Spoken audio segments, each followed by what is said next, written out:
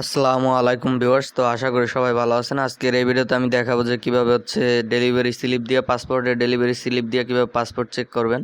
তো তার জন্য প্রথমে গুগলে চলে যাবেন, যাওয়ার পরে একটা নতুন ট্যাব নিয়ে এখানে লিখে সার্চ করতেছি পাসপোর্ট স্ট্যাটাস চেক। ঠিক আছে, লিখে সার্চ করলে এখানে দেখুন প্রথমে যে ওয়েবসাইট আছে চেক অ্যাপ্লিকেশন স্ট্যাটাস ই পাসপোর্ট অনলাইন রেজিস্ট্রেশন পোর্টাল, এটাতে চলে যাবেন। যাওয়ার পরে এখানে দেখুন দুইটা অপশন আছে, একটা হচ্ছে অনলাইন রেজিস্ট্রেশন আইডি আর অ্যাপ্লিকেশন আইডি। এই দুইটা দিয়ে পাসপোর্টটা চেক করা যাবে। তো আমি এখানে অ্যাপ্লিকেশন আইডিটা দিয়ে দিতে আসি। অ্যাপ্লিকেশন আইডি কোনটা আমার স্ক্রিনে দেওয়া আছে, চাইলে দেখে নিতে পারেন যে এটা হচ্ছে অ্যাপ্লিকেশন আইডি। ঠিক আছে, তো আমি এখানে অ্যাপ্লিকেশন আইডিটা লিখে দিতেছি।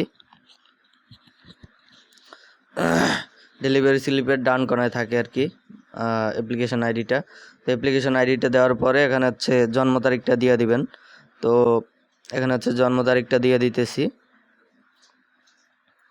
এখানে সাল, তারপর মাস,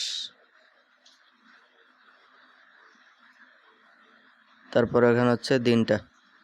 এটা তো সিলেক্ট করার পরে এখানে আই এম হিউম্যান এটাতে ক্লিক করে এখানে চেকে ক্লিক করে দিবেন।